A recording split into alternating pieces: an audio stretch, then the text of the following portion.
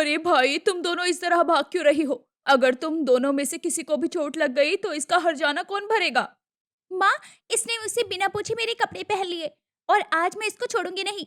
ये जब भी मेरे कपड़े पहनती है तो लोग इसे गीता समझते हैं और ये मेरी पहचान लेकर लोगों को परेशान भी करती है। तो क्या हो गया? आखिर बहन भी तो तेरी हूँ। अगर मैंने तेरे कपड़े पहन लिए तो कौन सा गुनाह कर दिया? अरे बाबा, बस भी करो तुम दोनों। कितना झगड़ा करती हो। अपने इस झगड़े को खत्म करो, क्योंकि तुम दोनों अब बड़ी हो चुकी हो। हटो, अब मुझे खाना बनाने के लिए जाने दो। गीता और बबीता दोनों जुड़वा बहनें थी। वो दोनों हूबहू एक जैसी दिखती थी, जिस वजह से कई बार उनके माता पिता चांदनी और राजीव भी उन्हें पहचान नहीं पाते थे।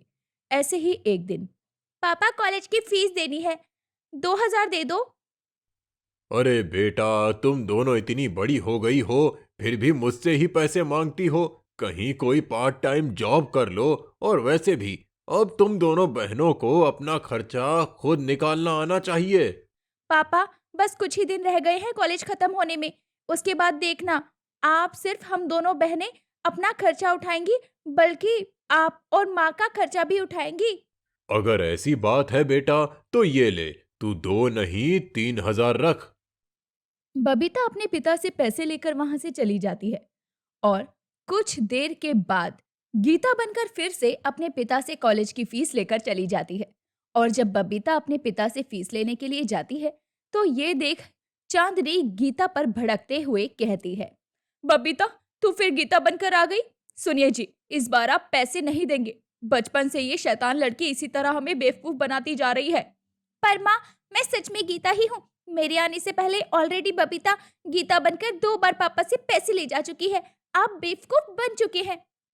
क्या तू सच में गीता है? हे भगवान, क्या करूं मैं इस लड़की का। आने दो आज इसे घर पर, फिर इसकी अच्छे से खैर खबर लेती हूँ।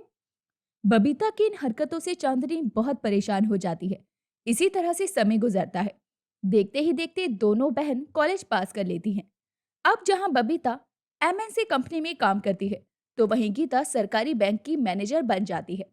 ऐसे ही एक दिन, चांदनी, हमारी दोनों बेटी कब बड़ी हो गईं, पता ही नहीं चला। मेरी दोनों जुड़वा बेटी अपने पैरों पर खड़ी हैं। आप बिल्कुल ठीक कह रहे हैं। खुशकिस्मत वालों को मिलती है। अब तो बस मैं अपनी दोनों बेटियों के हाथ पीले करने की सोच रही हूँ। बस एक बार इन दोनों की अच्छी जगह शादी हो जाए तो मैं भी गंगा नहा लूं।